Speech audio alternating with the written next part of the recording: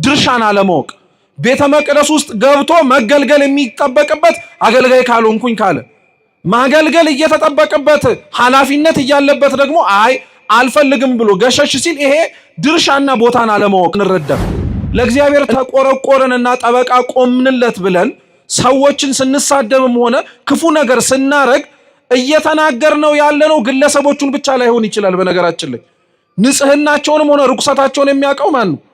አንዳንዶቻችን ለእግዚአብሔር ጠቀምን ብለን የምንሳደብ ስላለን ለአምላካችን አገልግሎት ቀናኢ ነን በምንልበት መንፈስ ውስጥ ሆነን የማይገባ ነገር ስናረግ እንታያለን። እኛ በጣም ደፋሮች እኮ ነን። እግዚአብሔር ጀግና ሲያረግህ፣ እግዚአብሔር ደፋር ሲያደርግህ ሰይፉን ስለቱን ሊመጣ የሚችለውን ነገር በሙሉ መቋቋም እንድችል የሚያደርግ ሰይጣን ደፋር ሲያረግህ ጀግና ሲያረግህ ግን ሞኝን የሚያረግ ሊያጠፋህ እንደሚችል እያወቀ ሊገልህ እንደሚችል እየተረዳ እንኳን ከእግዚአብሔር ሊያርቅ የሚሆነውን ነገር በሙሉ እንዳታስተውል አይነ ልቡናህን የሚያውር። በስመ አብ ወወልድ ወመንፈስ ቅዱስ አሐዱ አምላክ አሜን። በስመ አብ ወወልድ ወመንፈስ ቅዱስ አሐዱ አምላክ አሜን። በስመ አብ ወወልድ ወመንፈስ ቅዱስ አሐዱ አምላክ አሜን። ክቡራን አበው አይንተ እግዚአብሔር ካህናት፣ አባቶቻችን መነኮሳት፣ ሊቃውንተ ቤተ ክርስቲያን፣ መምህራነ ወንጌል በየማዕረጋችሁ የሰንበት ትምህርት ቤት መዘምራን እንዲሁም በዕለቱ በዝማሬ የምታገለግሉን መዘምራን በዚች ቅጥር ቤተ ክርስቲያን ከሩቅም ከቅርብም የተገኛችሁ የልዑል እግዚአብሔር ቤተሰቦች በወደደን ባከበረን በአምላካችን ፍጹም ሰላም እንደምን አመሻችሁ፣ እንደምን ዋላችሁ፣ እንደምን እስከዚህ ሰዓት ደረሳችሁ። አምላካችን ቅዱስ እግዚአብሔር ቢወድና ቢፈቅድ በዛሬዋ ዕለት በዚች በተሰጠችን ሰዓት ኦሪት ዘኍልቍ ምዕራፍ 21 ከቁጥር 4 እስከ 9 ባለ ኃይለ ቃል የመጽሐፍ ቅዱስ ምንባብ መነሻነት የምንማር ይሆናል። አምላካችን ቅዱስ እግዚአብሔር በጉባኤያችን መሃል ተገኝቶ የራቀውን አቅርቦ የረቀቀውን አጉልቶ ምስጢርን ገልጦ እንዲያስተምረን የእርሱ ቅዱስ ፈቃድ ይሁንልን። ከምንም በላይ የምንሰማ ብቻ ሳይሆን ሰምተን በሕይወት ለመኖር አምላካችን ቅዱስ እግዚአብሔር ይርዳን። ኦሪት ዘኍልቍ ምዕራፍ 4 ጀምሮ ያለው የመጽሐፍ ቅዱስ ቃል እንዲህ ይላል። ከሆርም ተራራ ከኤዶምያስም ምድር ርቀው ሊዞሩ በኤርትራ ባህር መንገድ ተጓዙ። የሕዝቡም ሰውነት ከመንገዱ የተነሳ ደከመ። ሕዝቡም በእግዚአብሔርና በሙሴ ላይ በምድረ በዳ እንሞት ዘንድ ከግብፅ ለምን አወጣችሁን? እንጀራ የለም፣ ውሃ የለም፣ ሰውነታችንም ይህን ቀላል እንጀራ ተጸየፈ ብለው ተናገሩ። እግዚአብሔርም በሕዝቡ ላይ እባቦችን ሰደደ፣ ሕዝቡንም ነደፉ። ከእስራኤልም ብዙ ሰዎች ሞቱ። ሕዝቡም ወደ ሙሴ መጥተው በእግዚአብሔርና በአንተ ላይ ስለተናገርን በድለናል፣ እባቦችን ከኛ ያርቅልን ዘንድ ወደ እግዚአብሔር ጸልይልን አሉት። ሙሴም ስለ ሕዝቡ ጸለየ። እግዚአብሔርም ሙሴን እባብን ሰርተህ በዓላማ ላይ ስቀል፣ የተነደፈውም ሁሉ ሲያያት በሕይወት ይኖራል አለው። ሙሴም የነሐሱን እባብ ሰርቶ በዓላማ ላይ ሰቀለ። እባብም የነደፈችው ሰው ሁሉ የነሐሱን እባብ ባየ ጊዜ ዳነ ይላል። ስለ ቃሉ የአምላካችን የልዑል እግዚአብሔር ስም የተመሰገነ ይሁን። አምላካችን ቅዱስ እግዚአብሔር ቢወድ ቢፈቅድ በዚህ ክፍለ ምንባብ መነሻነት የምንማማር ይሆናል። እኛ ለትምህርታችን መነሻ ርዕስ የሚሆነን ቁጥር 8 ላይ በሕይወት ይኖራል በሚለው ቃል እንማራለን። እስኪ በሕይወት ይኖራል በሉ። እስኪ ድገሙት። አሁንም በምን ይኖራል? በዚህ ርዕስ እንማራለን። አምላካችን እንዲያስተምረን የእርሱ ቅዱስ ፈቃድ ይሁንልን። እንግዲህ መጽሐፍ ቅዱሳችን ነገሮች ሁሉ አስቀድመው ከመሆናቸው በፊት፣ ነገሮች ሁሉ ከመፈጸማቸው በፊት ተጽፎ የምናገኝበት የትንቢት መጽሐፍ ነው። መጽሐፍ ቅዱስ ከብዙ መገለጫዎቹ መካከል አንዱ ራሱ የትንቢት መጽሐፍ መሆኑ ነው። ትንቢት እንደምታውቁት ነገሮች ከመሆናቸው በፊት አስቀድሞ መናገር፣ ነገሮች ከመፈጸማቸው በፊት ይፈጸማሉ ብሎ ማወጅ ነው። መጽሐፍ ቅዱስ ከሚታወቅበት ጠባያቶቹ መካከል ደግሞ አንዱ የትንቢት መጽሐፍ ነው። ነገሮች ከመሆናቸው በፊት አስቀድሞ ይሆናሉ ተብሎ ይነገራል። ይሄ ለብሉይ ኪዳን ብቻ የሚነገር በነገራችን ላይ አይደለም። ብሉይ ኪዳን በጥቅሉ እንደ መጽሐፍ ቅዱስነት ክፍሉ የትንቢት መጽሐፍ ነው። ወደፊት ስለሚፈጸመው በሐዲስ ኪዳን አምላካችን ኢየሱስ ክርስቶስ ስለሚያደርጋቸው የድህነት ስራዎች በሙሉ አስቀድሞ የተነገሩ የትንቢት ቃላትን የምናገኘው በብሉይ ኪዳን ነው። ሐዲስ ኪዳንም ግን የትንቢት መጽሐፍ ነው። ሐዲስ ኪዳን ላይ ሁለት አይነት ትንቢቶች እናገኛለን። አንደኛው ጌታችን መድኃኒታችን ኢየሱስ ክርስቶስ የተናገራቸው ትንቢቶች አሉ። ራሱ አምላካችን ኢየሱስ ክርስቶስ በምድር ላይ ሲመላለስ ያስተማራቸው። ሁለተኛው ትንቢቶች ደግሞ ከክርስቶስ ዕርገት በኋላ ጌታችን የተናገራቸውን ያጸኑ፣ አምላካችን ያስተማራቸውን ትምህርቶች በዝርዝርና በስፋት በጥልቀት ደግሞ ተጽፈው የምናገኛቸው ደግሞ ትንቢቶች አሉ እና በመጽሐፍ ቅዱሳችን ታዲያ በትንቢት መነጽር ተጽፈው ከምናገኛቸው የመጽሐፍ ቅዱስ ክፍለ ምንባባትና ታሪኮች መካከል እኛ ያነሳነው ኦሪት ዘኍልቍ ላይ ተጽፎ የምናገኘው የመጀመሪያው ነው። ኦሪት የሚለው የመጽሐፍ ቅዱስ ቃል አቻ ትርጉሙ ብርሃን ማለት ነው። ኦሪት ማለት ምን ማለት ነው? ብርሃን ማለት ነው። ኦሪት በሚል መጠሪያ ደግሞ ተጽፈው የምናገኛቸው 5 መጽሐፍት አሉ። እኒህን መጽሐፍት ቤተክርስቲያናችን ሊቀ ነቢያት ሙሴ እንደጻፋቸው ታስተምረናለች። የመጀመሪያው መጽሐፍ ኦሪት ዘፍጥረት ነው። ዘፍጥረት፣ ዘልደት ተመሳሳይ የሆነ ትርጉም ነው ያለው። አምላካችን ልዑል እግዚአብሔር ፍጥረታትን ካለመኖር ወደ መኖር እንዴት እንዳመጣቸው የሁሉ አስገኚ እርሱ እንደሆነ ለማጠየቅ በዋነኝነት የተጻፈ መጽሐፍ ነው። ምንም እንኳን ኦሪት ዘፍጥረት ስለ ስነ ፍጥረት ያውራ እንጂ ስለ ስነ ፍጥረት ብቻ ግን አይናገርም። በተለይ ደግሞ ከምዕራፍ 3 በኋላ በነገራችን ላይ ኦሪት ዘፍጥረት ስለ ሰው ልጅ ታሪክ ነው የሚያወራው። ሰው እየበዛ እየተባዛ ያለውን ታሪክ ነው የሚያወራው። በዋነኝነት ደግሞ አርእስተ አበው ስለሚባሉት ስለ አብርሃም፣ ስለ ይስሐቅ፣ ስለ ያዕቆብ ኦሪት ዘፍጥረት ይናገራል።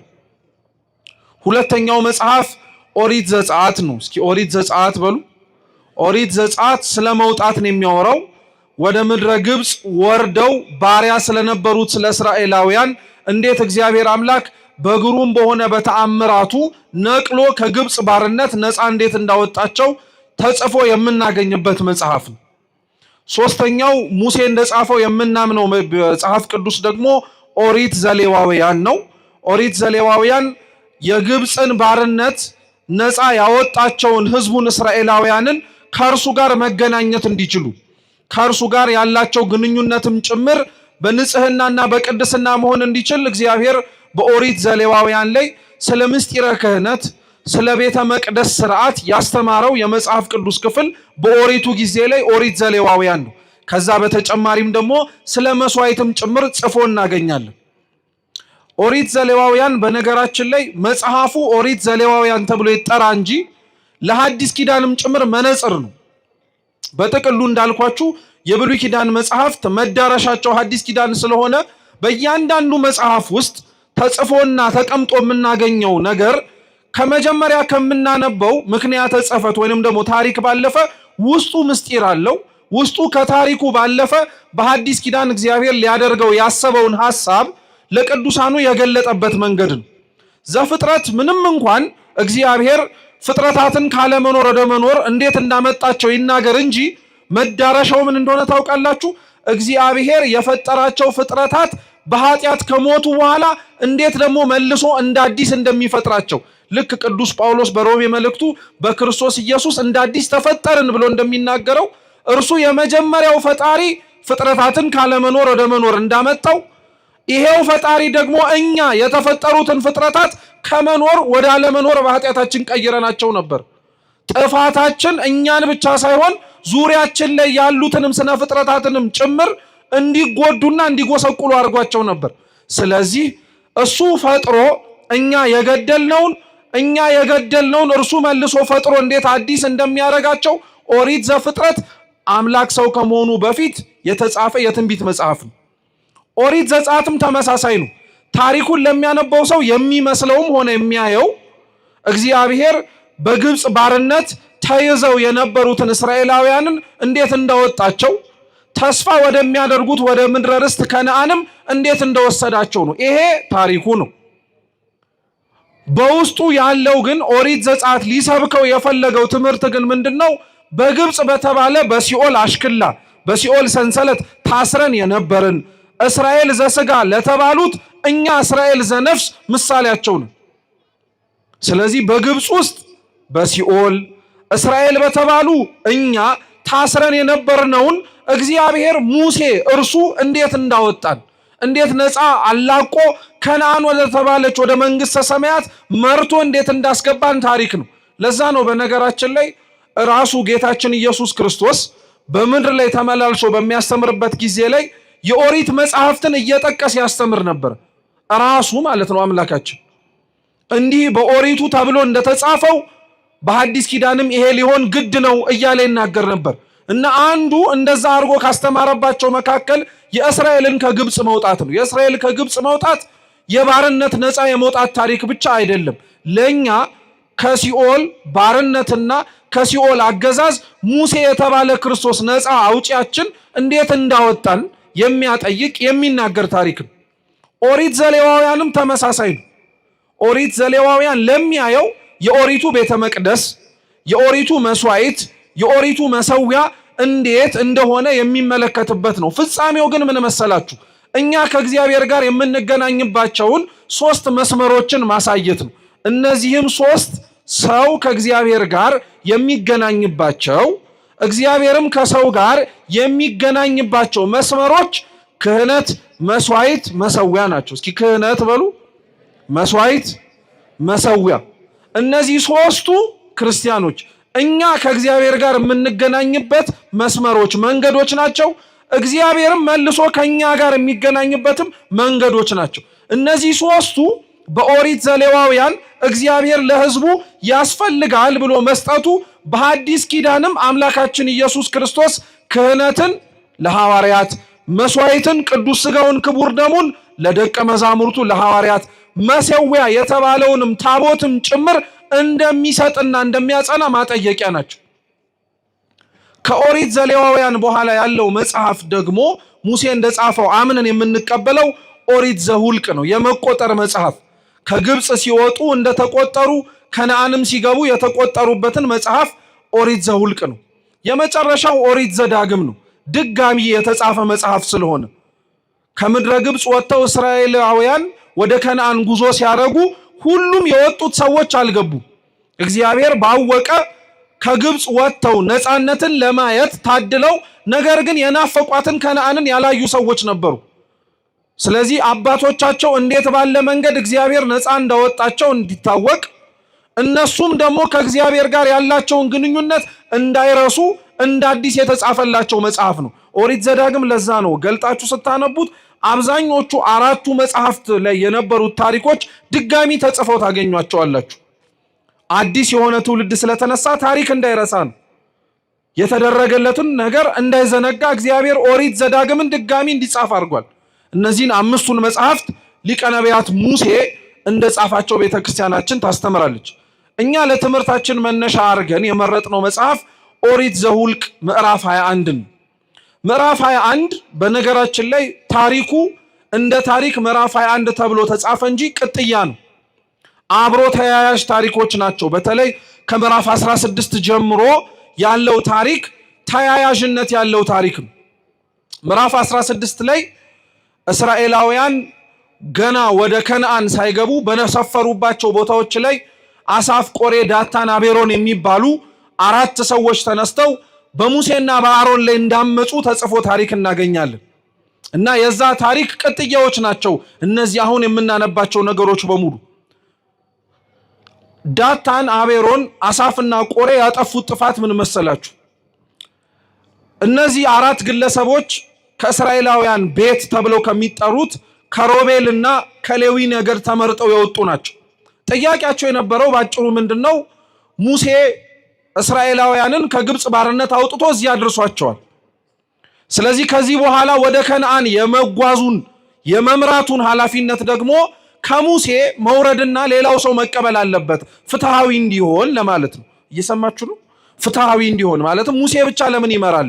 ሙሴ ብቻ ለምን ኃላፊነት ወስዶ ከዚህ እስከዛ ድረስ ያለውን ጉዞ ይወስዳል? እኛም የድርሻችንን መወጣት አለብን የሚል ነው። ስንሰማው ጤናማ ይመስላል። በነገራችን ላይ እናግዝ የሚል ይመስላል አይደል? ግን ጥያቄው በውስጥ ታዋቂነት የነበረው ምንድነው? እኛ ከሙሴ በምን እናንሳለን? እኛ ከሙሴ በምን እናንሳለን? ሙሴ ማን ስለሆነ ነው አውጪም አስገቢም የሚሆነው?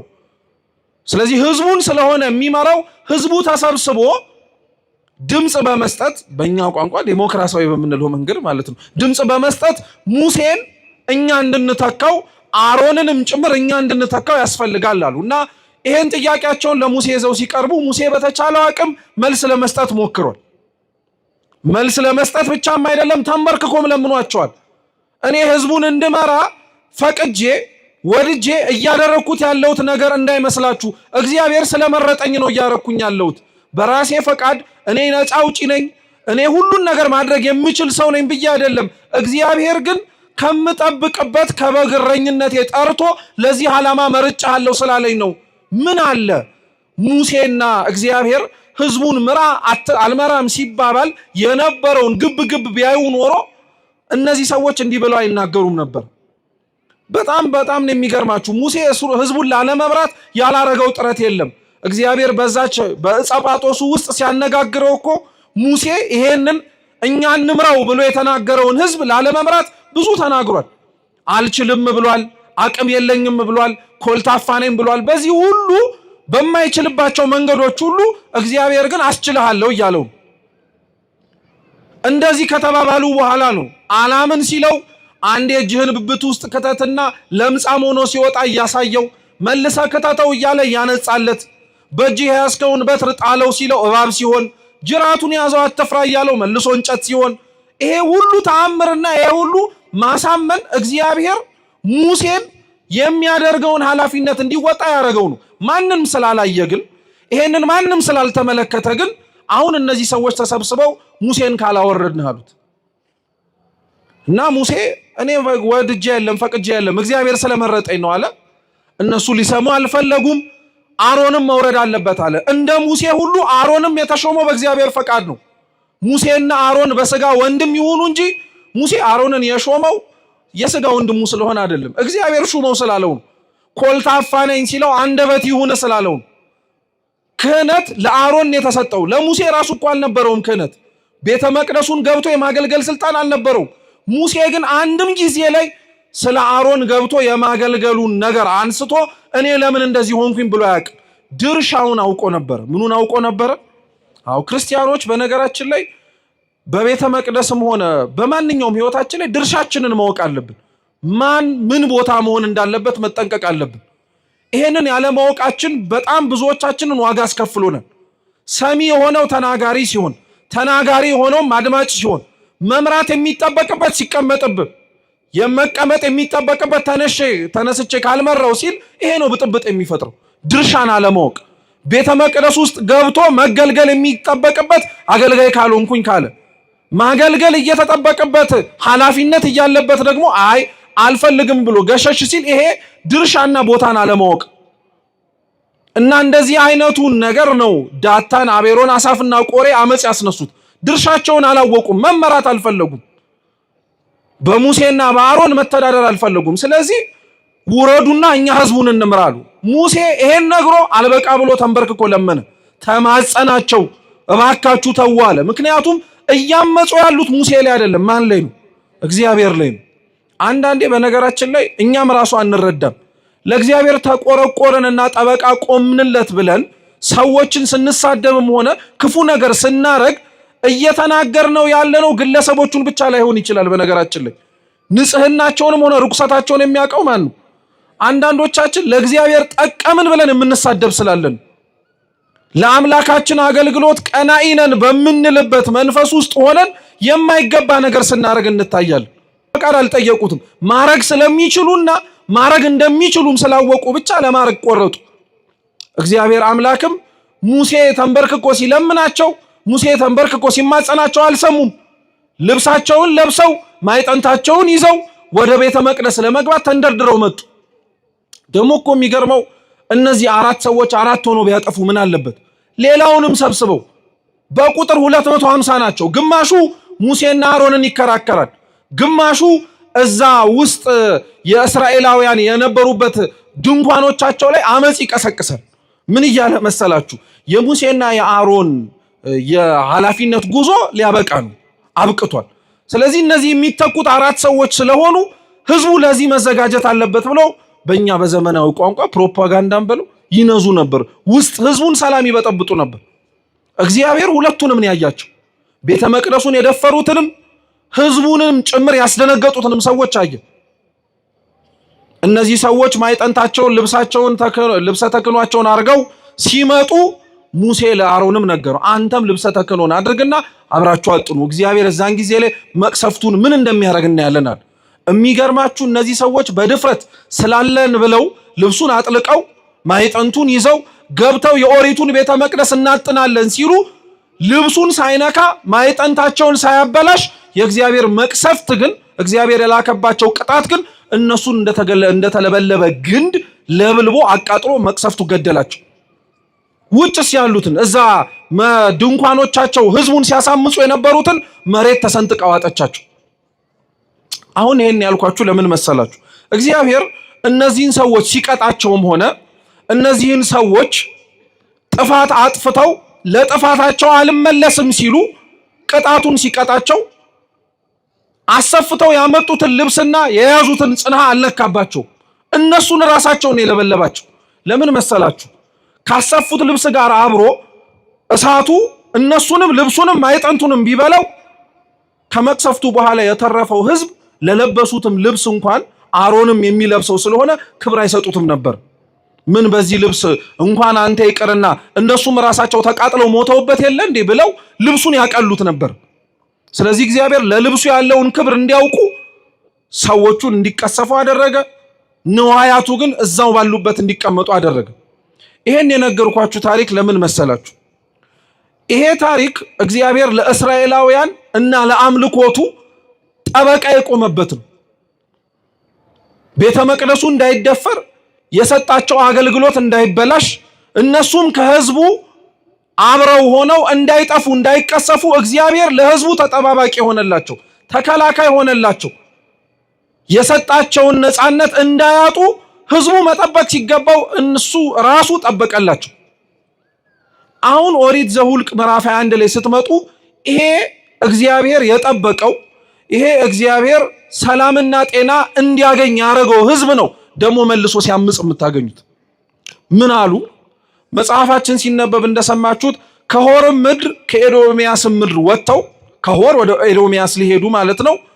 እግዚአብሔር አምላክ በኤርትራ ባህር እንዲዞሩ አደረጋቸው። ሆርና ኤዶሚያስ በነገራችን ላይ በካርታ ብትመለከቷቸው በቀደመው ሆርና ኤዶሚያስ እንዲህ ናቸው። ወጥቶ ቀጥታ እንደ መራመድ ያክል ማለት ነው በካርታው ስትመለከቱት። የኤርትራ ባህር የሚባለው ከሆርና ከኤዶሚያስ በሩቀት ያለ ነው።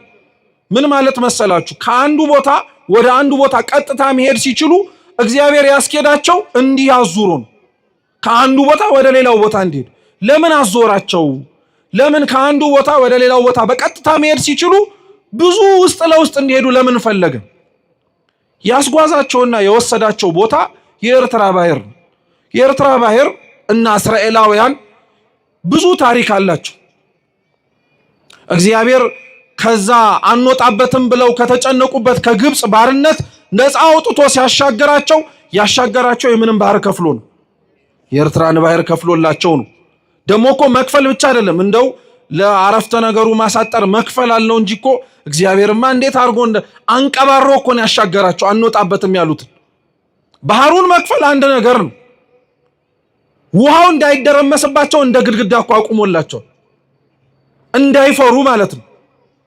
እሱ ይደንቀሃል እንዴ? የተሻገሩበት መሬት ውሃ እኮ ሲነካው የኖረ መሬት ነው። ጭቃ አይሆንም አድርቆላቸው ሲሮጡ አዳልጧቸው እንዳይጎዱ ብሎ እግዚአብሔር ሲያሻግርህ እንዲህ ነው። አልወጣበትም ካልከው ከግብፅ አሽከላ ነፃ ሲያወጣ መንገዱንም ጭምር አስተካክሎልህ ነው። ውሃውን እንደ ግንብ አቁሞ መሬቱን አድርቆላቸው እንዳይፈሩ ደግሞ ጽናትና ብርታትን ሰጥቷቸው። እንዴ እስኪ እናንተ አስቡት፣ አገራችን ላይ እንኳን ያለው ወንዝ የምታውቁት የመጣንበትም ሊሆን ይችላል በየአካባቢያችን ያለውም ጭምር እኩል መሃል ለመሃል ተከፍሎ እንደ ግንብ እንደ ግድግዳ ቆሞ እስኪ ተሻገሩ ብንባል እንሻገራለን? እንኳን ውሃው ተከፍሎ ይቅርና እኮ ውሃው ላይ የተሰራውን ድልድይ እንኳን እኮ እንጠራጠራለን። እኛ ቢፈርስስ እንላለን። ተበጥሶ ውሃውስ ብገባስ ብለን እንደናገጣለን። እግዚአብሔር ለህዝቡ ግን ያደረገው ባህሩን ከፍሎ መሬቱን አድርቆ ድፍረትም ሰጥቷቸው እንዳይፈሩ እንዳይሳቀቁ እነሱ እየሮጡ አመለጡ። ጠላቶቻቸው ግን እነሱን ለማግኘትና ለመግደል ሲሮጡ ግን የገቡበትን አላወቁም። እነሱን ህሊናቸውን አብርቶ ድፍረት ሰጥቶ ጠላቶቻቸውን ድፍረት የሚመስል ነገር ግን አይነ ልቡናቸውን ዘግቶባቸው እየገቡበት ያለው እኮ ባህር መሆኑን ሳያውቁት ቀርተው ነው እንዴ? ግብፃውያን እኮ እስራኤላውያንን ለመግደል ባህሩ ውስጥ አብረው ገብተዋል። ነገር ግን አብረው ሲገቡ ሊደረመስ ይችላል የሚል እንኳን ጥርጣሬ አልነበራቸው። በፍጹም አይነ ልቡናቸው ታውሮ ነበር። ድፍረት እንዲህ ነው። በነገራችን ላይ የግብፃውያን ድፍረት በነገራችን ላይ አሁን እኛ ያለን ድፍረት ነው። እኛ በጣም ደፋሮች እኮ ነው። ደፋር ስትሆን በነገራችን ላይ ወይም ጀግና ስትሆን በጣም ጥንቃቄ ያስፈልጋል። እግዚአብሔር ጀግና ሲያረግህ፣ እግዚአብሔር ደፋር ሲያደርግህ ሰይፉን ስለቱን ሊመጣ የሚችለውን ነገር በሙሉ መቋቋም እንድትችል የሚያደርግ። ሰይጣን ደፋር ሲያረግህ፣ ጀግና ሲያረግህ ግን ሞኝ ነው የሚያረግ። ሊያጠፋህ እንደሚችል እያወቀ ሊገልህ እንደሚችል እየተረዳ እንኳን ከእግዚአብሔር ሊያርቅ የሚሆነውን ነገር በሙሉ እንዳታስተውል አይነ ልቡናህን የሚያውር። ከእንዲህ አይነቱ ድፍረት እግዚአብሔር ይሰውረን። የአብዛኞቻችን ከእግዚአብሔር ግንኙነታችን ውስጥ ያለው ድፍረት እንዲህ አይነቱ ድፍረት፣ የቀረብን እየመሰልን እየራቅን፣ የጠቀምን እየመሰልን ግን እየጎዳን፣ ያገለገልን እየመሰልን ነገር ግን እያፈረስን፣ እንዲህ አይነቱ ድፍረት ደግሞ አለብን እኛም ደግሞ እና ግብፃውያንን በእንዲህ አይነቱ መንገድ አስገባቸው። እነሱን አሻገረ። የከፈለላቸው በሙሴ በትር ላይ አድሮ ግድግዳውን ባህሩን እንደ ግድግዳ ያቆመላቸው እግዚአብሔር መልሰው ምተዋልና ጠላቶቻቸውን አጠፋላቸው። ኮቴያቸውም የለም። ሲመለከቱ ያዩት ነገር ቢኖር ሬሳ ነው። እግዚአብሔር የኤርትራን ባህር እና እስራኤላውያንን ሲያስተዋውቃቸው እንዲህ ያደረጋቸው ከፍሎ አሻግሮ ጠላቶቻቸውን አጥፍቶ እነሱን በፍጹም እምነት ተማምነው እንዲወጡ የትላንትና ታሪካቸውን እንዲዘነጉ አርጎን ያሻገራቸው። አሁን እግዚአብሔር ከአንዱ ቦታ ከሆር ወደ ኤዶሚያስ ምድር እንዲሄዱ ሲል በኤርትራ ባህር እንዲዞሩ አረጋቸው። ለምን? የእግዚአብሔርን ውለታ እንዲያስታውሱት እኮ ነው። እግዚአብሔር ያረገላቸውን ነገር እንዳይዘነጉት እያልኳቸው ያለሁት ምዕራፍ 16 ላይ አሁን ያነበብነው ኦሪት ዘሁልቅ ላይ የእግዚአብሔር ቤተ መቅደስ ሲደፈር ጠበቃ ሆኖ ራሱ እግዚአብሔር ወዳጆቹ ሙሴና አሮን ነው ያንን ቤተ መቅደስን ያንን የኦሪቱን ድንኳን ያንን ስርዓተ አምልኮ እንዲጠበቁ ያደረጉት። ይሄንን ውለታ እግዚአብሔር ለሕዝቡ ውሎላቸዋል። እነሱን ውጡና ሙቱልኝ አላላቸው። እነሱን ተጋደሉልኝ፣ ዳታንን፣ አቤሮንን፣ አሳፍን፣ ቆሬን አብረዋቸው የነበሩትን 200 ሰዎችን 250 ሰዎችን እርም አብሏቸው ዋጋ አስከፍሏቸው አላለም። መጀመሪያ እግዚአብሔር ነው ሃይማኖትን የጠበቀው። ከዛ በኋላ ነው ሕዝቡን እንዲጠብቁ የነገራቸው። በነገራችን ላይ ክርስቲያኖች ሃይማኖትን መጀመሪያ መጠበቅን ያሳየን ራሱ ክርስቶስ። ክርስቶስ የሰጠንን ሃይማኖት ጠብቆልን፣ ክርስቶስ የሰበከልንን ሃይማኖት ግራ እንዳንጋባ እንዳንወዛወዝና ከአንዱ ወደ አንዱ እንዳንሄድ እሱ ራሱ ጠብቆልናል። አምላካችን እኮ ወርዶ በነበረበትና በመሬት ላይ ሲዘዋወርና ሲያስተምር በነበረበት ወቅት 3 ዓመት በደንብ ትኩረት ሰጥቶ ያስተማረው በደንብ ትኩረት ሰጥቶ የሰበከው ነገር ቢኖር ሃይማኖትን በደንብ አድርጎ ግራ እንዳንጋባ እንዳንንቀጠቀጥ ከአንዱ ወደ አንዱ እንዳንሄድ በደንብ አድርጎ አስጠንቅቆን ያስተማረን። ሃይማኖትን መጠበቅ ከማን ተማራችሁ ብንባል ከክርስቶስ የተማርነው እኛ። ለእውነት መኖር ከማን ተማራችሁ ከተባልን ከክርስቶስ ነው። ሲጀመር ክርስቶስ ራሱ የሞተው ለምንድን ነው? ለእውነት እኮ ነው የሞተው። ለእውነት እኮ ነው ራሱን አሳልፎ የሰጠው። ለእውነት እኮ ነው መስቀል ላይ የተሰቀለው። ሃይማኖትን መጠበቅ ከሱ ተምረናል። ከሱ መጠበቅ የተማርነውን ሃይማኖት ነው ከዛ ሰው የሚጠብቀው። እግዚአብሔር ያልጠበቀውን አንተም አትጠብቅም። እግዚአብሔር የጠበቀውን ግን ማቃለል አትችልም። አሁን እኮ ያለንበት ችግር ይሄ ነው። በነገራችን ላይ እግዚአብሔር ጠብቆ እግዚአብሔር አስተምሮ አምላካችን ኢየሱስ ክርስቶስ ሰብኮ የሰጠህን ሃይማኖት ሰብኮ የሰጠህን እውነት አንተ እንዴት ታቃልለዋለህ? አንተ እንዴት ከሌላ ነገር ጋር አብረህ አያይዘዋለህ?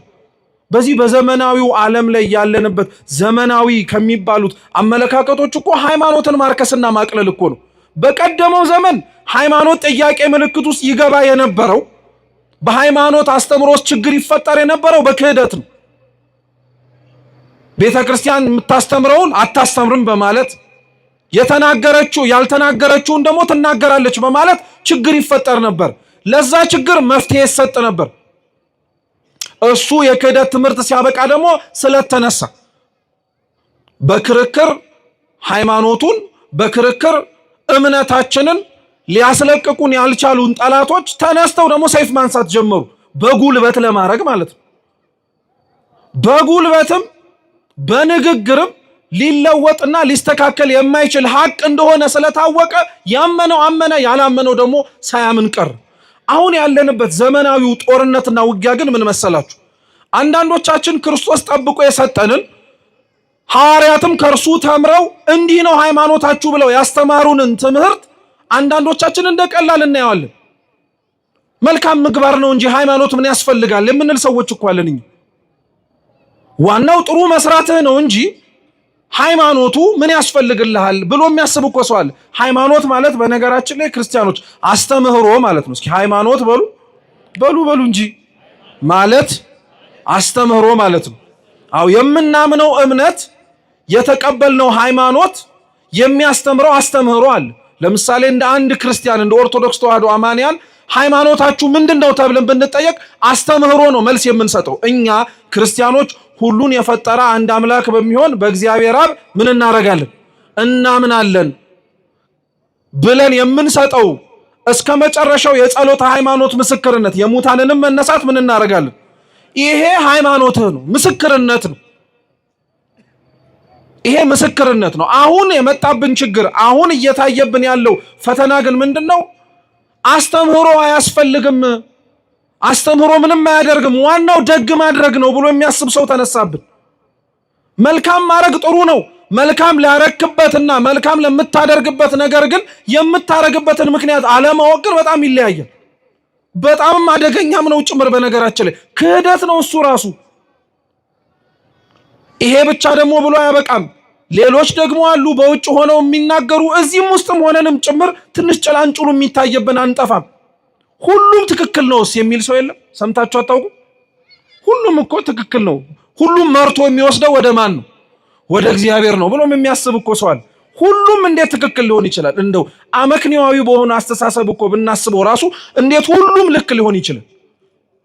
እኔ እኮ በጣም የሚገርመኝ ነገር ምን መሰላችሁ? ይሄንን የተቀበልነውንና እውነት ነው ብለን ሁሉም ነገር የምናራምደውን አንድ እምነት ለሌላ ነገር እንደማናረገው ታውቃላችሁ? ምሳሌ ልስጣችሁ። ሁላችሁም አነሰም በዛም ሁላችንም በመማር በማስተማር ሂደት ውስጥ አልፈናል። ፈተና ላይ ተቀመጣችሁ ልበላችሁ። የፈተና ጥያቄዎች እንደምታውቁት ወይ ምርጫ ነው ወይ ዳሽሙላ ነው። እየሰማችሁኝ ነው? ወይ ምርጫ ነው ወይ ዳሽሙላ ነው። አለበለዚያ ደግሞ ተንትን ጻፍ ነው። አለያ ደግሞ እውነት ወይስ ምን በል ነው። መልሱ እንጂ። እሺ ጥሩ። አሁን እናንተ 10 ጥያቄ ደርድሮላችሁ መምህሩ እውነት ወይስ ሐሰት በሉን የሚላችሁ ወይስ ከፈለክ እውነትም በለው ከፈለክም ሐሰትም በለው ነው የሚል እንዴ? ታስቡበታላችሁ እንዴ? እንደዛ ያለን መምህር ሰምተን አናውቅም። ወይ እውነት ትላለህ ወይ ምን ትላለህ?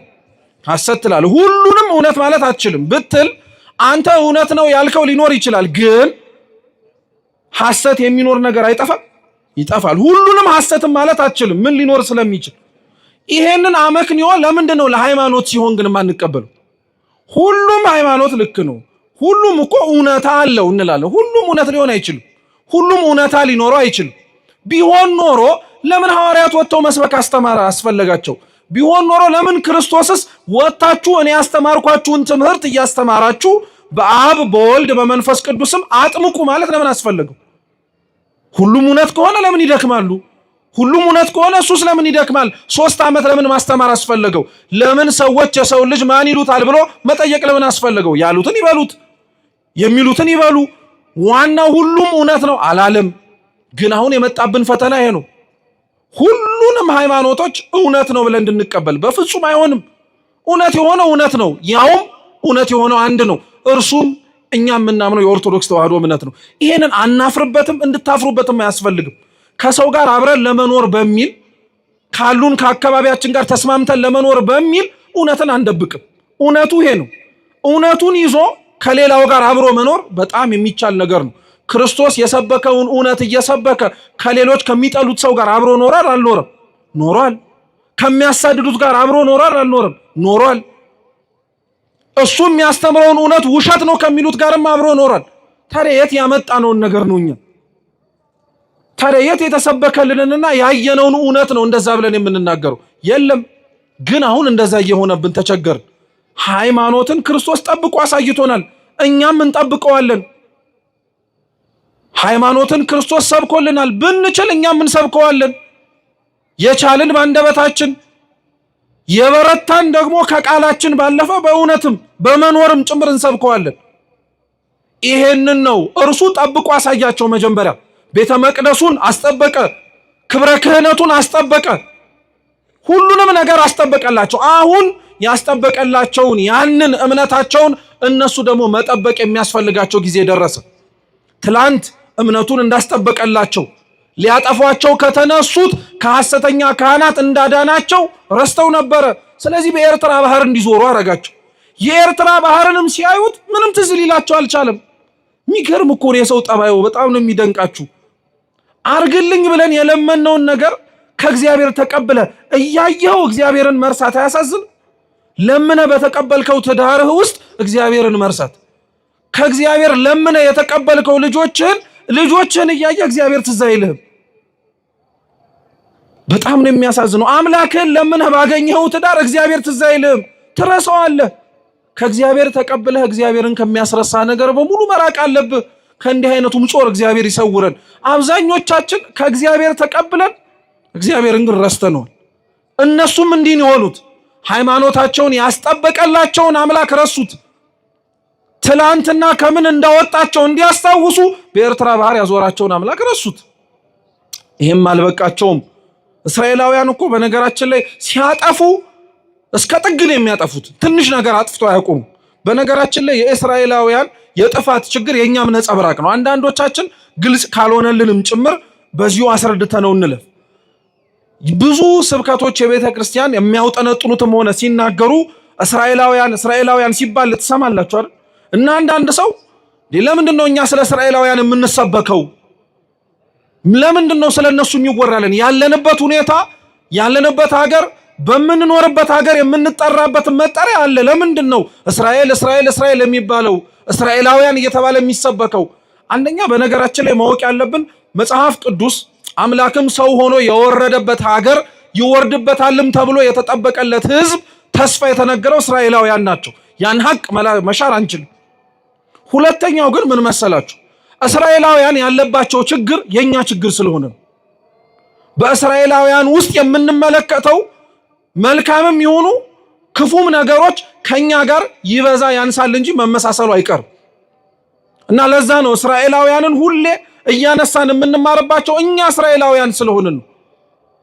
በምንወለድበት ሀገር እንደዛ ተብለን አንጠራ እንጂ እስራኤል ዘነፍስነን በ12ቱ የእስራኤላውያን ነገድ ተብለው ተጠርተው በተሾሙ በ12ቱ ሐዋርያት ክህነት እጅ የተጠመቅን ቅዱስ ቁርባንን የተቀበልን ትምህርታቸውን የምናምን ስለሆነ እስራኤል ዘስጋ ተብለን አንጠራ እንጂ እኛ እስራኤል ዘነፍስነን። እና እንደዚህና እስራኤላውያን በኤርትራ ባህር በኩል ሲያልፉ ባህሩን አይተው እግዚአብሔር ትዝ ሳይላቸው ማጉረምረም ጀመሩ። ምን አሉ መሰላችሁ? ሙሴን ነው እንደዚህ ብሎ የተናገሩት። ላንብብላችሁ፣ ብትችሉ አብራችሁን በሉ። ህዝቡም ሙሴን መተው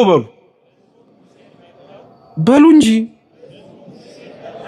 እንደው ጥያቄ ልጠይቃችሁ ሁላችሁንም ማለት ነው። እና ካሜራው ወደኔ ስለሆነ አትሳቀቁ። የእውነት ግን መልሱልኝ። መጨረሻ መጽሐፍ ቅዱስ ቤታችሁ አነበባችሁት መቼ ነው?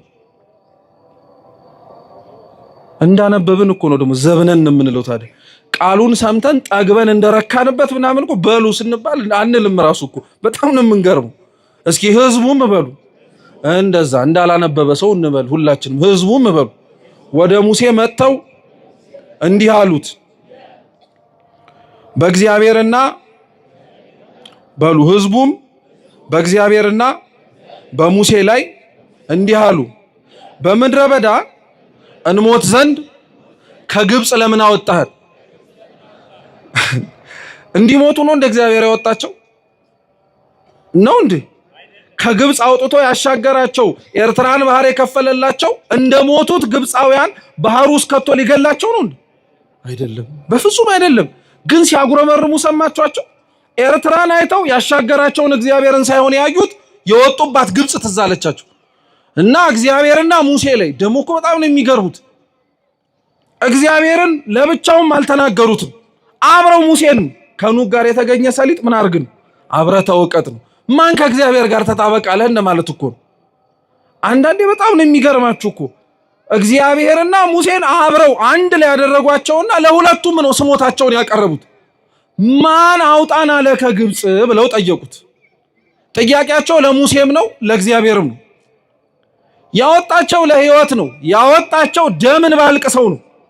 ደምን ባልቅሰው የባርነት ዘመኑ በስቶባቸው መቼ ያጥረልናል ብለው ለምነው የወለዷቸውን ልጆቻቸውን ከሚረግጡት ጭቃ ጋር አብረው ረግጠው የሞቱትን ወንድም እህቶቻቸውን በቅጡ ሳይቀብሩ ቀርተው የደከሙበትን የላባቸውን ሳይከፈላቸው ቀርተው ይሄ ሁሉ ግፍ እኮ ደርሶባቸዋል። ለዚህ ሁሉ ግፍ ነው ከ430 ዓመት በላይ ሲያለቅሱ የነበሩት አውጣን አውጣን ብለው። ምን አለባቸው እነሱ ልክ አንዴ ከወጡና ወደ ከነዓን ጉዞ ግን ሲጀምሩ ከግብጽ ለምን አወጣህን ብለው እግዚአብሔርን አሙ። እግዚአብሔር ሊያጉረመረሙ የእስራኤላውያን ከግብጽ ለምን አወጣህን የሚለው ስሞታቸው በነገራችን ላይ የኛ ስሞታ ነው። የኛ በደንብ የምንታወቅበት ስሞታችን ነው። ግብጽ ዓለም ናት። እግዚአብሔርን ከዓለም ካላወጣኸኝ ለደከምኩበት ዋጋ እየተሰጠኝ አይደለም፣ እየኖርኩበት ያለው ህይወት በረከት አጥቶ እየተቸገርኩኝ ነው፣ ልጆቼ ምግባር አጡ፣ ትዳሬ ተበጠበጠ፣ ካንተ ጋር አብሬ ለመኖር የምችልበት ህይወት አጣው ብለህ ሁላችንም ብለን አጉረምርመን አልቀሰን ደምን ባፍሰን እግዚአብሔርን ጸልየን ልክ እንዲህ ያልናት ጊዜ ልክ መጥቶ የመሻትህ የልቡና ፈቃድ በሙሉ ከኃጢአት በቀር እግዚአብሔር ልክ እንደሰጠህ አብሮ የሚመጣ ግን መስቀል እንዳለ እንረሳዋለን። እግዚአብሔር ከግብጽ አውጣን ሲሉት አውጥቷቸዋል፣ ነፃ አውጥቷቸዋል። ነፃ ካወጣቸው በኋላ ግን አብረው እነሱ ደግሞ መሸከም የነበረባቸው ችግሮች ነበሩ። አብረው መሸከም የነበረባቸው መስቀሎች ነበሩ። ለነዛ ዝግጁ አልነበሩ። ከግብጽ ሲወጡ እነሱ ከነዓን በ40 ቀን ነበር መግባት የፈለጉት። አሸዋ ሳይነካቸው፣ ፀሐይ ሳያቃጥላቸው፣ ምንም ነገር ሳይሆኑ ደግሞ እኮ የሚገርመው እግዚአብሔር ይሄን አድርጎላቸዋል።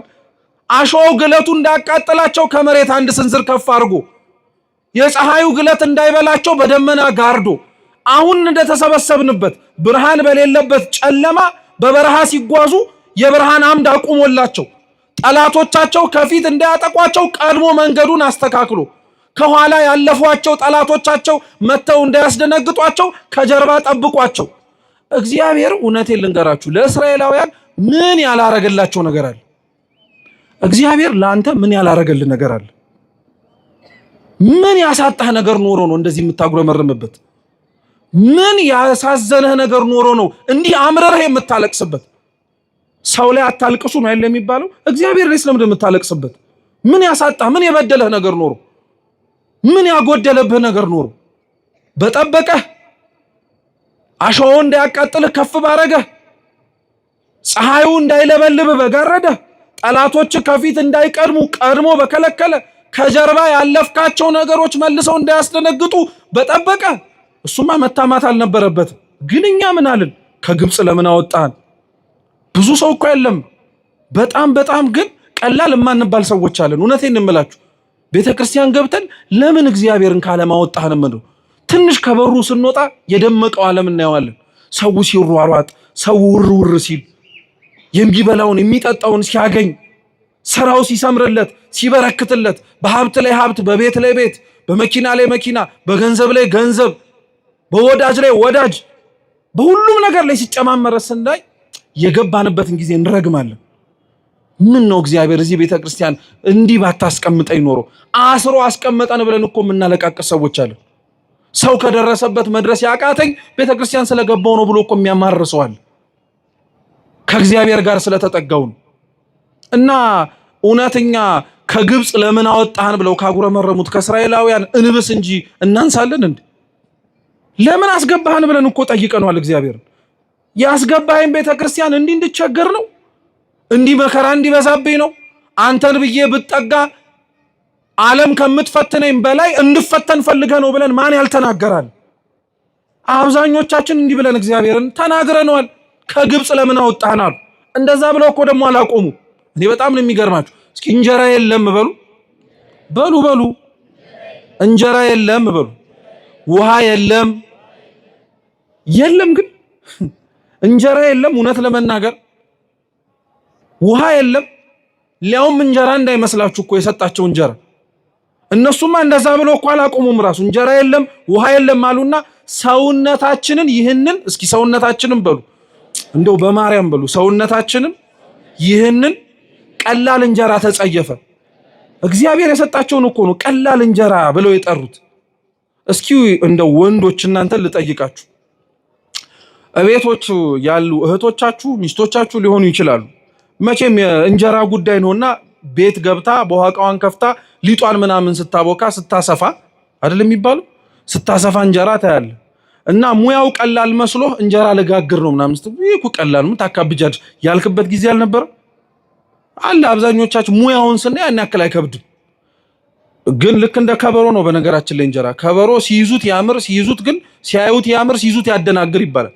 እንጀራም ሲያዩት በጣም ቀላል ክብ መስራት ነው። ልክ ግን እንካጋግር ስትባል ግን ብጭርቅ የሚልብህ አንተው ራስህ ነው። እና ስታየው ስለቀለለብህ ቀላል እንጀራ ነው የሚመስል አይደል? ጋግራ ስታወጣው ስትበላው ቀላል እንጀራ ነው። እግዚአብሔር ለሕዝቡ በጣም ነው የሚገርማችሁ ከሰማይ ስለሚያወርድላቸው ስለማይጋግሩ ማለት ነው፣ ስለማይደክሙ፣ ስለማይዘሩ፣ ስለማያጭዱ፣ ጎተራ ስለማይሞሉ ቀላል ሆነባቸው። አንተ በነገራችን ላይ ሳክ እንጂ ለአንተም እኮ እግዚአብሔር የሰጠህ ያልደከምክበት እንጀራ ቀሎብሃል። ምንም አላደከምህማ። እና እግዚአብሔር የሰጣቸውን ቀላል እንጀራ ብለው ተናገሩና ቀላል እንጀራ አሉት፣ አሳነሱት። ደግሞ የለም ብለው ተናገሩ። ውሸታቸው ደግሞ እንጀራ የለም አሉ። እንዴ የት ነው እንጀራ ያጡት? ሊያውም የወረደላቸው የሰማይ እንጀራ እኮ ነው በልተው የሚጠግቡበት። ይሄ ብቻ አይደለም። አለቃ ኪዳነ ወልድ ክፍሌ ስለሚወርድላቸው መና ሲናገሩ ልክ እንደ ድንብላል ቅጠል ነው ይላሉ። እና ሲበሉት ይጠግባሉ። ደግሞ መጥገብ አይደለም እንደ አምሮታቸው ጣዕሙ ራሱ አለ። አስባችሁታል? አሁን ለምሳሌ ቤታችሁ ያላችሁ እንጀራ ስትበሉት ልክ እንደ አምሮታችሁ ሽሮ ሽሮ ቢል፣ ስጋ ስጋ ቢል፣ ጥብስ ጥብስ ቢል፣ ቅቅል ቅቅል ቢል ኑሮ ቀለላል። እንጀራ ብቻ ጤፍ እየጋገርክ መብላት ብቻ እኮ ነው በቃ አለቀል። ግን አይደለም እውነታው። ለነሱ ግን ይሄን እንጀራን የሰጣቸው ለምን እንደሆነ ታውቃለህ? እንዳያጉረመርሙ እኮ ነው። አጣን ብለው እንዳይናገሩ እኮ ነው። እግዚአብሔር ለምንም ነገር እንዳይመቹን ያደርጋቸው። ውሃ የለም አሉ። ደሞ እንጀራ ብለው አላቆም። ውሃ የለም አሉ። ውሃውስ እንደው እግዚአብሔር እኮ ከአፈር ላይ እኮ ሊሰጣቸው ይችላል። ቆፈር ቆፈር አድርጋችሁ ሊፈልቅላችሁ ይችላል ብሎ መናገር ይችላል። የሰጣቸው ውሃ ግን የአለት ውሃ ነው። እስኪ የአለት ውሃ በሉ። አለት ምንድነው? ድንጋይ ማለት ነው አይደል?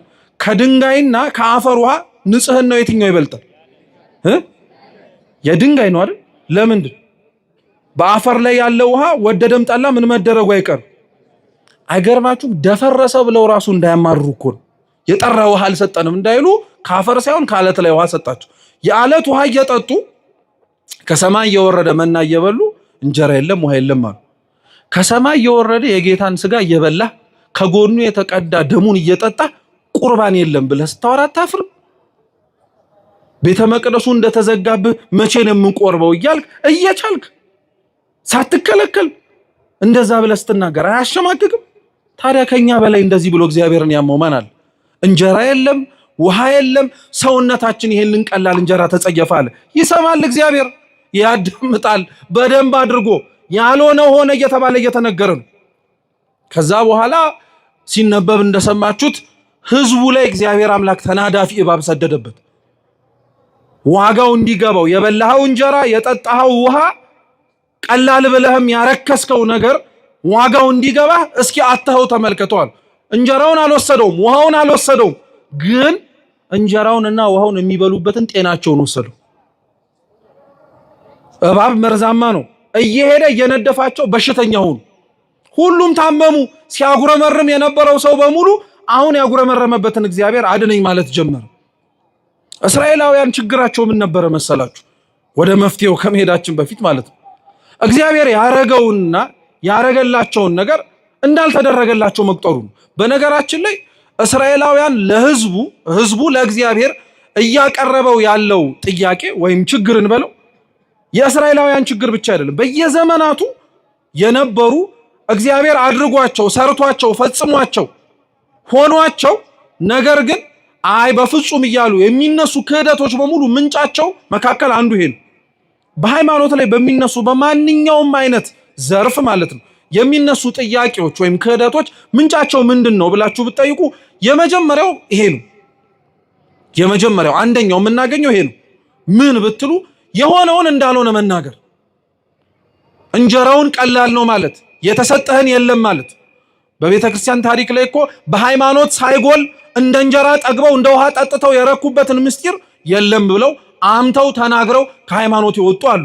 አንድ ስለዚህ እንጀራ ያርቃል ማለት ነው። ውሃ ያርቃል ማለት ነው። ሐሰት ያስወጣል። አንድ ሁለተኛው ሰው ከሃይማኖት እንዴት ይወጣል መሰላችሁ? ሰው ከሃይማኖት የሚወጣው ደግሞ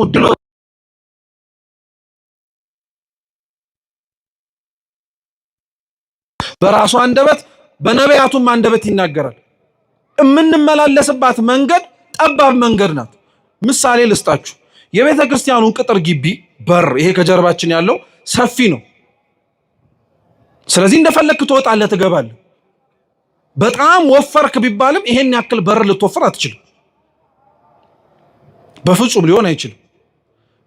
ምሳሌ ይሁንና ይሄንን በር ህንጻ ሰሪ ኮሚቴው አጠበበው ልበላችሁ። ከዛ በኋላ ግባ ቢልህ ያለህ አማራጭ ምንድነው? ወፍራም ከሆንክ ምን ማድረግ አለብህ? ምን ደርምሳው አትገባ። ምን ማድረግ አለብህ? መቅጠን ምን ግዴታ ነው። አማራጭ ራሱ አይደለም። በበሩ ምን ማድረግ ስላለብን ማለፍ ስላለብን። ሃይማኖት ማለት በነገራችን ላይ እንደዚህ ነው። ስሪቱንና በሩን አበጅቶ የሰጠ ክርስቶስ ነው። አንተ የምትገባው ሰውዬ ስለወፈርክ ተብሎ የሚሰፋ በር የለም። አንተ ስለወፈርክ ተብሎ ተደርምሶ ለአንተ አዲስ የሆነ በር አይበጅም። ሃይማኖት ስንት ናት? አንዲት ናት። በሩም ስንት ነው? አንድ ነው። አንተ ትቀጥን ይሆናል፣ አንተ ትስተካከል ይሆናል። አንተ ለተዘጋጀውና ለተሰራው በር ለማለፍ ምቹ ልትሆን ትችላለህ እንጂ ለአንተ አልተስማማም ተብሎ የሚፈርስ የለም። ግን በየዘመናቱ ከሃይማኖት የወጡ ሰዎች የወጡት በምን ምክንያት ነው? በድሎት በቀጭኑ ጠባቡ መንገድ መመላለስ ስላልፈለጉ ወፋፍራም መንገድ መፈለግ ጀመሩ፣ አጡ። ስለዚህ ምን አረጉ? በሩን አይንዱት፣ በእነሱ መሰረትነት ላይ ታነጸ አይደለም። በሩን አያፈርሱት፣ እነሱ ያበጁት አይደለም። በሩን የሰራው መሰረቱን የጣለው ክርስቶስ ነው። ከሱ ጋር ምንም ማድረግ ስለማይችሉ የራሳቸውን መሰረትና በር መጣል ጀመሩ። ከጠባቡ መንገድ ወደ ሰፊው መንገድ የገቡ በዚህ አሉ፣ በጥጋባቸው። ሌላው ሰው ከሃይማኖት የሚወጣው ደግሞ በምን መሰላችሁ? በድርቀት ነው። እስኪ ድርቀት በሉ። ድርቀት ምን እንደሆነ ታውቃላችሁ? አንደኛው ድርቀት ማለት የልምላሜ ማጣት ነው አይደለ? ወይም ይሄ የወዝ ማጣት መራቆት ምንድነው ይባላል። ሴቶች አሁን ለምሳሌ ጸጉራቸውን ቅባት ካልተቀቡ ቆዳዬ ምን አረገ ይላሉ። እንዴ ባትቀቡም እኮ ይቀላል እኮ። ጥያቄ ነው የምንጠይቃችሁ። ቆዳዬ ምን አረገ ይላሉ። ምን ሲያፈሱበት ደግሞ ይረሰርሳል። ቅባት ሲፈስበት ይረሰርሳል። ድርቀት ማለት እንዲህ አይነቱ ልላችሁ አይደል። አንዳንዱ ድርቀት የነፍስ ድርቀት ያለበት ሰው አለ። ሰው ከሃይማኖት የሚወጣው የነፍሱን ልምላሜ ሊያሰጠው የሚችል ስጋውን ግን ሊያደርቀው የሚችለውን የተጋድሎ ህይወት ጠልቶ። ጌታችን ኢየሱስ ክርስቶስ በወንጌል ያለው ትዝ ይላችኋል። ሁለት አይን እያለው ሰው ወደ ገሃነመ እሳት ከሚገባ ይልቅ አንድ አይን ኖሮት ወዴት ቢገባ ይቀላል። ጥሩ። ሁለት እጅ ኖሮት ወደ ሲኦል እሳት ከሚማገድ ይልቅ አንድ እጅ ኖሮት ወዴት ቢገባ ይሻላል። ጥሩ። ሁለት እግር ኖሮት ወደ ሲኦል ከሚገባ ይልቅ አንድ እግር ኖሮት ወዴት ቢገባ ይሻላል። ሁለት እያለ የሚጠቅስልህ አንዱ ትርጉም ስጋና ነፍስን። ስጋህም ነፍስን ሲኦል ገብተው ከሚማገዱ ስጋህን ቀጥተሃት ስጋህን የሚያስፈልጋትን መንፈሳዊ ቀኖና ሰጥተሃት ጾመ ጸልየ ሰግደ መጽውተ መንፈሳዊ ተጋድሎ ተጋድለህ ስጋህን በዚህ በምድር ላይ ብትጎዳው ይሻልሃል፣ ለስጋህ ብለህ ነፍስንም ከምትጎዳት ማለት ነው። ስለዚህ ስጋህን ጥለህ ነፍስህን ግን ብለህ የምትኖር ከሆነ ሁለቱን ሳይሆን አንዱን ይዘህ የምትኖር ከሆነ ከፍ ወዳለ ወደ እግዚአብሔር መንግስት ትገባለህ። እየሰማችሁ ነው? ሰው ከሃይማኖት የሚወጣው ይሄን አይነቱን ድርቀት አጋጥሞት ከነፍሱ ይልቅ ለስጋው አድልቶ ማለት ነው። ነፍሱን እያደረቀ ስጋውን እያደለበ። ለምሳሌ ማርቲን ሉተር የፕሮቴስታንት እምነት መስራቹ በጣም ካሳመፀው ነገሮች መካከል ይሄኛው ነገር በቃ አልተስማማውም፣ አልሆነለትም፣ በፍጹም ሊሆንለትም አልቻለም። ስለዚህ ወጥቶ አመጽ ብሎ ያስነሳው ጾም፣ ጸሎት፣ ስግደት ወዘተ ተርፈ ለምን ያስፈልጋል ብሎ ነው ጥያቄ ያስነሳው። ድርቀት ማለት ይሄ። ሁለተኛው ድርቀት ደግሞ ምን ማለት መሰላችሁ? ድርቀት በሉ አልሰማም ባይነት ማለት ነው። አንዳንድ ሰው ብለኸው ሳይሰማ ሲቀር እገሌ ምንድነው ትላል? ደረቅ ነው ትላል። እንደ ሰይጣን ደረቅ የለም። ተሰብኮ የማይሰማ ተነግሮት የማያዳምጥ አይቶ የማያምን እንደ ሰይጣን ደረቅ የለም። የሰይጣን ድርቅናው እስካሁን ድረስ ስለሚደረጉት ነገሮች በሙሉ ምንም ለውጥ እንዳያመጣ አድርጎታል። ደረቅ ስለሆነ አንዳንዶቻችን በሃይማኖት ህይወታችን ውስጥ ደረቅ የሆንን ሰዎች አሉ። አይተን የማናምን ተነግሮን የማንሰማ ኑሩት ተብለን የማንኖር ስላላደረግናቸው ነገሮች ውጤት ብለን ከሃይማኖት ልንወጣ እንደምንችል ታውቃላችሁ? ድርቀታችን ማለት ነው። ኑረው እየተባል ካለ መኖር፣ አርገው እየተባል ካለ ማድረግ፣ ሁነው እየተባል ካለ መሆን ድርቀት እኮ ነው። ሰው ድርቀት ሊያወጣው ይችላል ማለት ነው። በዘመነ ሐዋርያትማ ብታዩት ምንም የማያስወጣ ነገር አለ። በጣም ብዙ ምክንያቶች አሉ። ይሄም ህዝብ ከእግዚአብሔር የወጣው በዚሁ አይነቱ ምክንያት ውለታውን ረሳ፣ ወጣ። ስለዚህ እግዚአብሔር እባብ ላከበት። እባብ ሰኮናቸውን እየነደፈ መርዝ ሲገባበት ግን መርዙ ሰውነቱ ውስጥ እየገባ ጤናውን ሲያሳጣው የዚህን ጊዜ ላይ እንጀራ የለም ውሃ የለም ቀላል እንጀራ ነው ብለው ያሙት እግዚአብሔርና ሙሴ ጋር ተመልሰው ሄደው ተንበርክከው እባቡን እንዲያወጣልን እባክህ ለምንልን ብለው መጠየቅ ጀመሩ። ተማጸኑ።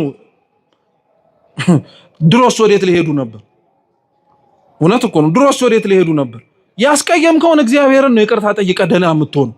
ያሳዘንከውን አምላክን ነው ይቅርታ ጠይቀህ ጤናማ የምትሆነው እንጂ ሌላ መንገድ አትፈልግ። እግዚአብሔርን አሳዝነኸው የወሰደብህን ነገር ሰይጣን ይሰጠኛል ብለህ ዓለም ትሰጠኛለች ብለህ አትሞክር፣ አትዳክር፣ አትድከም። ጉልበትህን ነው የምታጠፈው። በፍጹም ልትሰጥህ አትችልም። ከእግዚአብሔር ያጡትን ነገር መልሰው እግዚአብሔርን ነው የጠየቁት።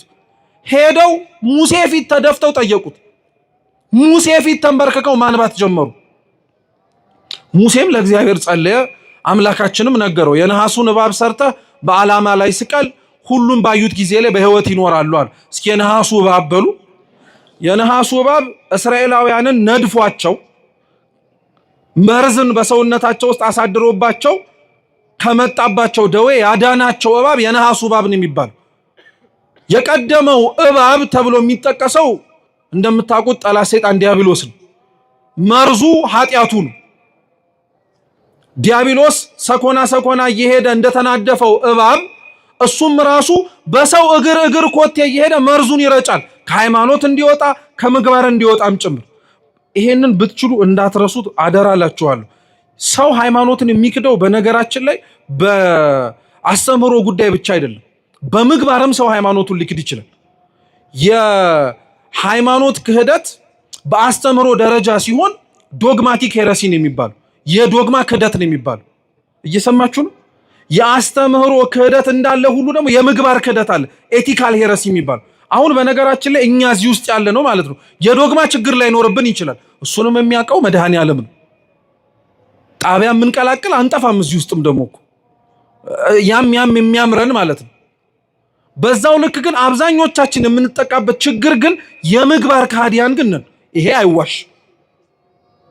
የምግባር ከሃዲያን ነን በደንብ አድርገን እና ከሃዲያን ወይም የምግባር ችግር ያለባቸው ሲባል የሃይማኖትም ሕጸጽ አለባቸው ሲባል አደራ የዶግማ ብቻ አድርጋችሁ እንዳትወስዱት። ወደኛም ይዞራል ይሄ ነገር የምግባር ችግር ያለብን ሰዎች ስለሆነ። ስለዚህ ዲያብሎስ እየሄደ እየነደፈ መርዙን ያሳድርብሃል ማለት እግዚአብሔርን በንግግርህ ትክደዋለህ ለማለት አይደለም።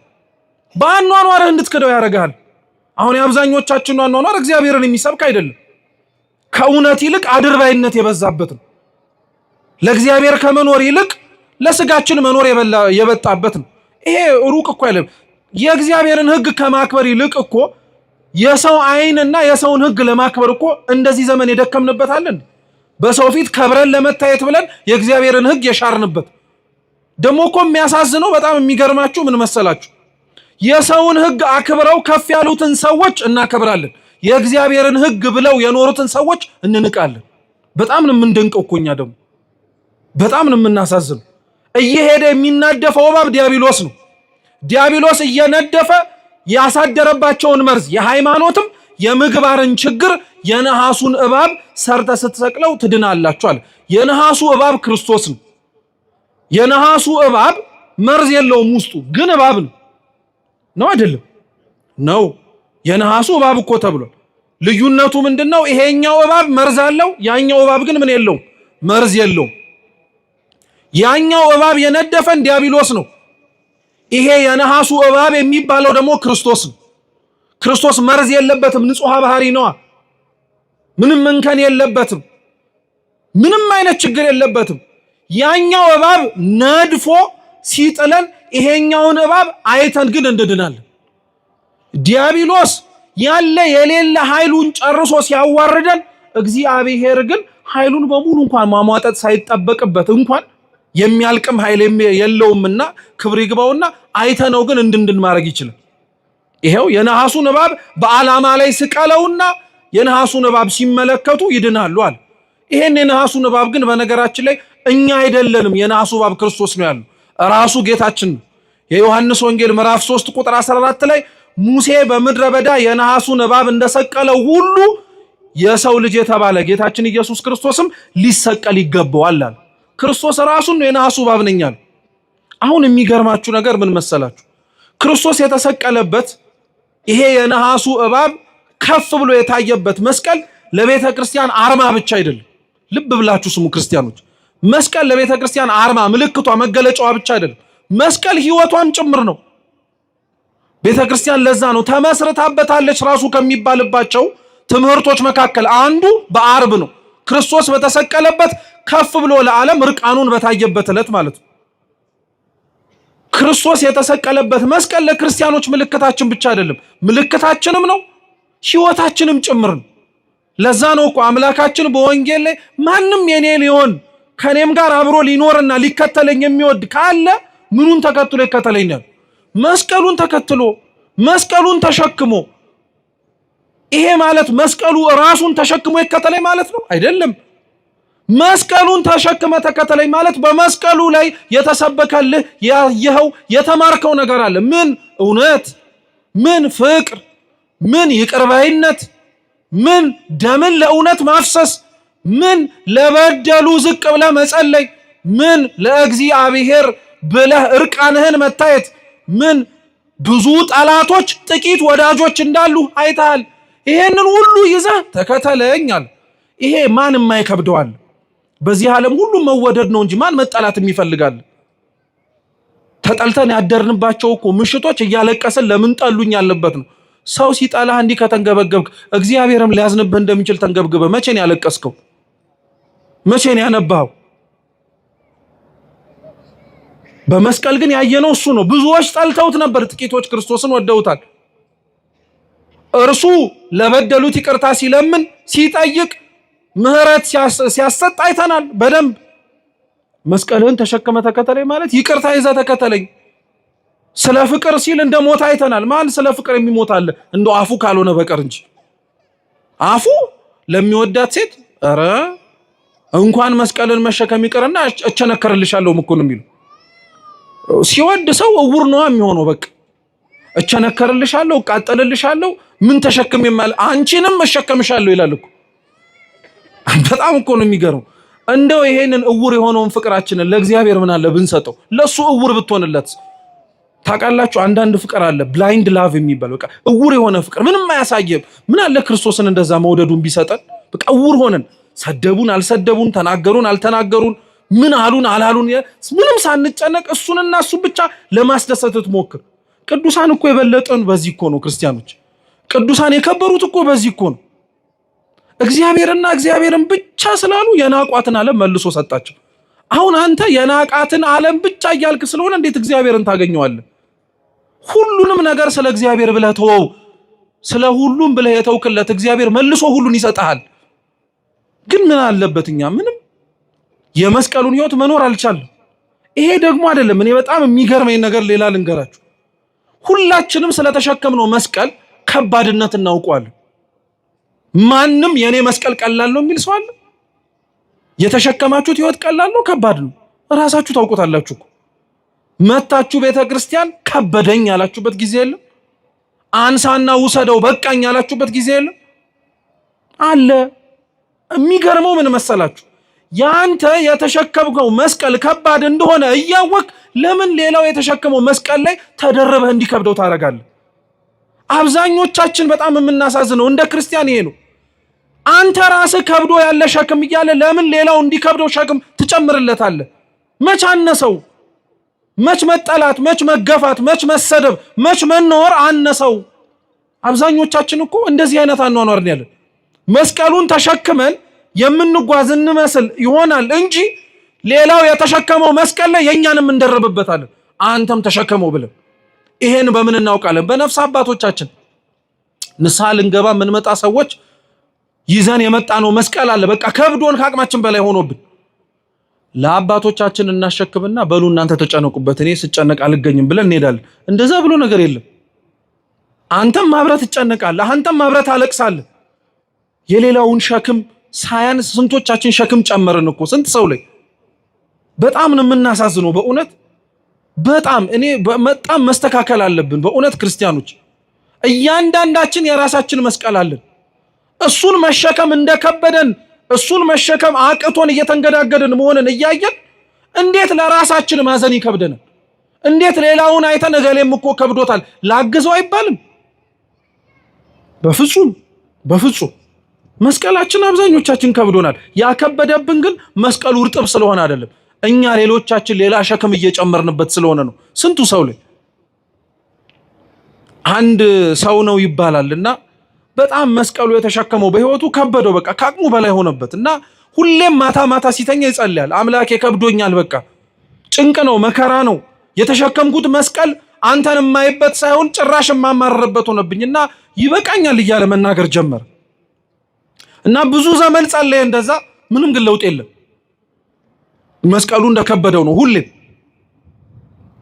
እና ከዕለታት አንድ ቀን ከአንድ ቦታ ወደ አንድ ቦታ ሊሄድ መሳፈሪያ ትራንስፖርት ውስጥ ገብቶ ሁለት ሴቶች ሲያወሩ ይሰማል። መስቀላችን ከብዶን እኮ የሆነ ሰው ጋር ሄደን ቀለለን ሲሉ ማለት ነው።